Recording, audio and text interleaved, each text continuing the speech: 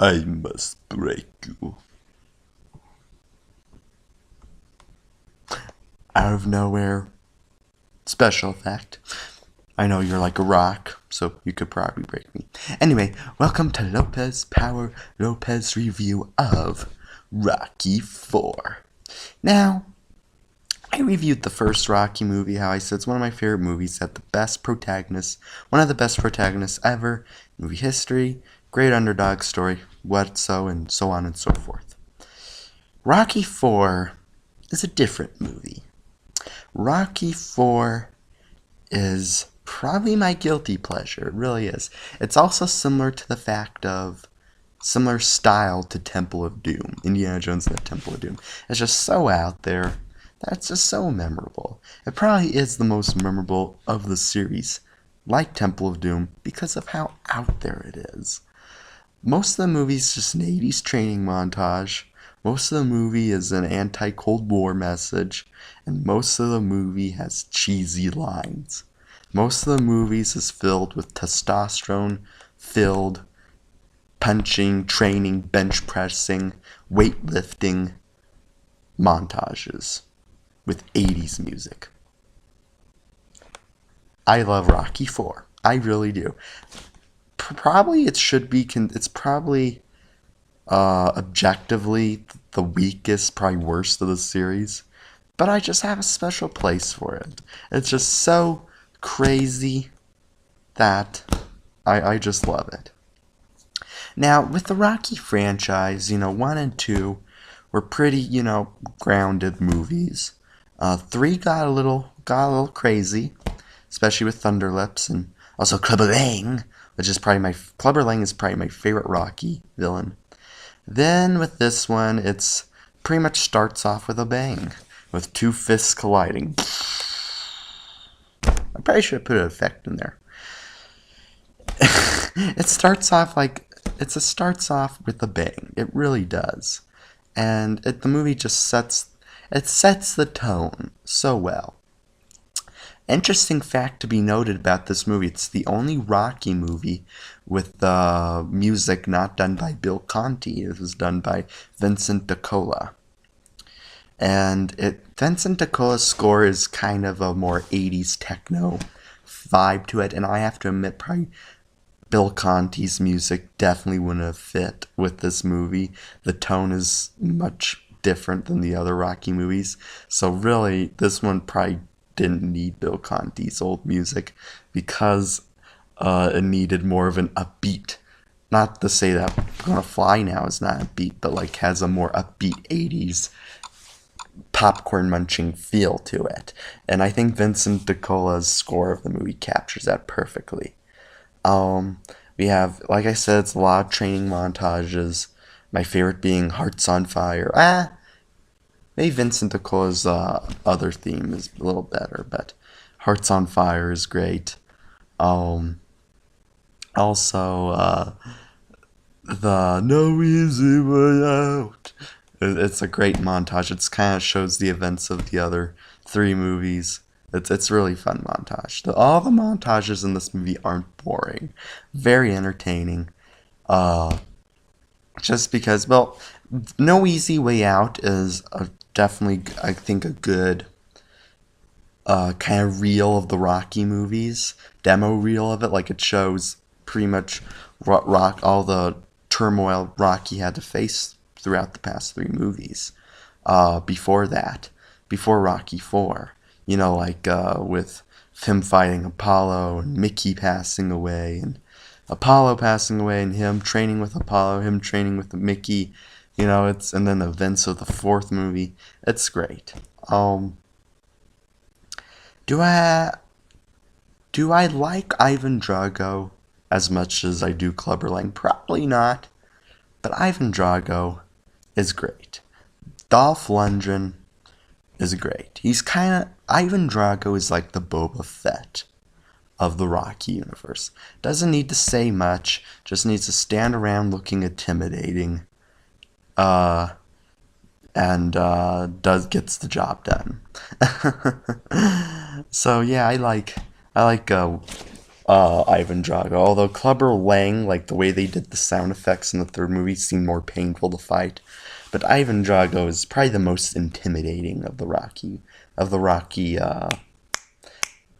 want to say probably. Well, Ivan Drago's kind of a villain, but I'd say Rocky opponents. Sorry, he's probably the most intimidating of the Rocky opponents. Most of the movie takes place in Russia, because he's training in the mountains. He trains in the most extreme conditions, like he's in the snow. He's lifting like carriages and stuff like that, and it's intense, man. It's intense. He also does like those dragonfly sit-ups, and he's like, no pain. This trainer Duke is like, no pain, no pain. Everyone in this movie's kind of like a hammy performance, because it's not really that serious of a movie. But the one person I'd say that does actually give a legit performance is Duke. He was Apollo's trainer in the other movies, but he becomes Rocky's trainer in this one. And he does give it a good heartfelt a monologue when they're in the barn, well, not barn, the house, and he's in the room, and Rocky's looking at the picture of Drago, and he's like, you gotta train like hell. It's not gonna be fun, but by the end you'll be a champion. Like that monologue. I like that monologue, especially his eyes. You could tell he's the only one in this movie I think gives serious performance. Dolph Lundgren, man, is just so fun to watch. His expressions are just like this. He doesn't need to make much. He's kind of like a soldier. He's like the most disciplined looking boxer you'll ever see. And he's like, I must break you. He must break him. It's his job to break him. I just love that. And of course his expressions when he's fighting Rocky and he's losing intense. He's like, grr. He's like, wow, he looks like a mad bull. I wouldn't want to meet that guy. And Polly actually gives a good monologue, but it's kind of ruined after it becomes kind of cheesy after he says, you'll rock. You know, all that stuff I said about being you, because he made a monologue about, if I were anybody else, I'd want to be you. But when he gets in the ring, he's like, well, you know all that stuff I said back there, forget it. Because he's fighting Ivan Drago. So it kind of made that scene kind of cheesy. If it didn't have that one line, I think it would have been a little more actually a genuine, heartfelt scene. I'm kind of treating this movie like it's a spoof of the Rocky movies in a way it kind of is. But it's done with such effort. It's a very ambitious movie. Let's just say that, very ambitious. I love every minute of Rocky 4. It might be my favorite, even though objectively I'd say the first one is better.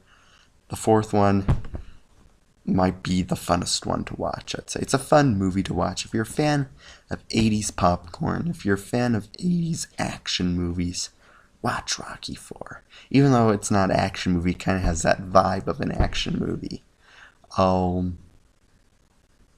It's just, the training montages are all great. The fight is great. Oh yeah, the robot. I have to mention a couple more things. There's a robot in this movie.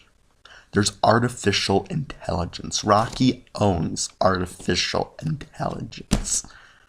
He gives Polly, I almost said Mickey, I don't know why I'm confusing Mickey with Polly. He gives Polly a robot with artificial intelligence. When they went bankrupt in the fifth movie, Polly should have just sold the robot to science. He would have made billions of dollars. Oh God. Every scene with the robot, it just, all seriousness you have invested in the scenes with Apollo. When the robot comes in, you're like, I lost all the seriousness. I don't take that seriously anymore. And I kind of mean that in a positive way. It's strange. It would sound negative. But it's just so out there. You can't help but to put a smile on your face. It really, every time I watch the scenes with the robot, it makes my night. It really does. I wish they probably need the robot in Creed. They really do. And I know they kind of had 80s robots like that. Like I saw in Pawn Stars, like kind of look like an R2-D2 type of thing in the 80s. But this one has actual voice changing thoughts and emotions. It's pretty much Data. It's pretty much Roxy Robot from the Jetsons.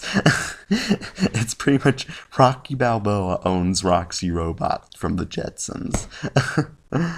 It's just so out there. I would have busted a gut if like in like Rocky 5 or 6 or like in the basement and you just see the robot in the background like all shut down and like covered in plastic. I would have been like bust a gut.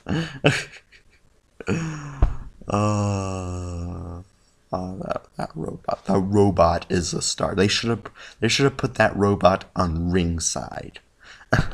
And also I love the Cold War message in this movie.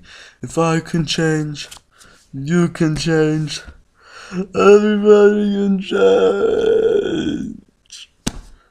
Everybody can change. Hey, let me put an effect on that. 1 minute. 1 minute. Okay.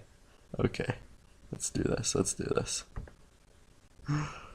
If I can change, and you can change. Everybody can change.